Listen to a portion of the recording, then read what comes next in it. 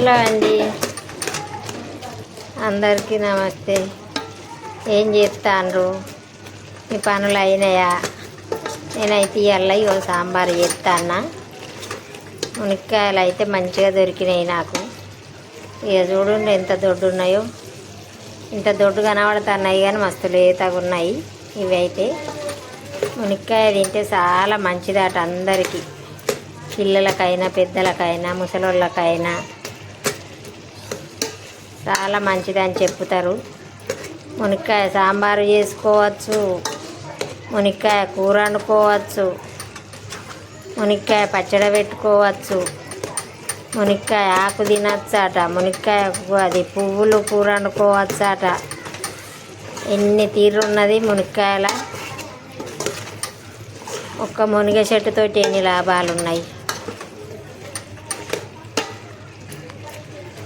నేనైతే ఇవాళ మాకు సాంబార్ చేస్తాను. ఏం కూరలు వంటల వీడియోలు అయితే నేను మొత్తమే పెడతలేను.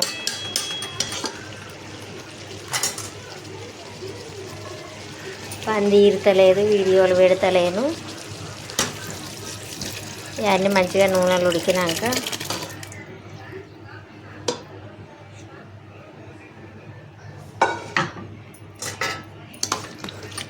అయితే మంచిగా ఇంకా కొన్ని వాటర్ పోసుకొని మసాలా పెట్టుకోవాలి. కొంచెం సాంబార్ పౌడర్ వేసుకొని మునక్కాయ, సొరకాయ, వంకాయ, ఇక సొరకాయ ముక్కలు, ఈ మునక్కాయ ముక్కలు, ఇక ఇంకా వంకాయ ముక్కలు ఉన్నాయి చూపెడతా. ఇక వంకాయ, ఇక టమాటా వంకాయ, ఆలుగడ్డలు, ఒక ఆలుగడ్డ వేసిన, అన్ని తీర్ల కూరగాయలు వేసి సాంబార్ చేస్తే మంచిగా అన్ని తీర్ల విటమిన్ దొరుకుతుంది.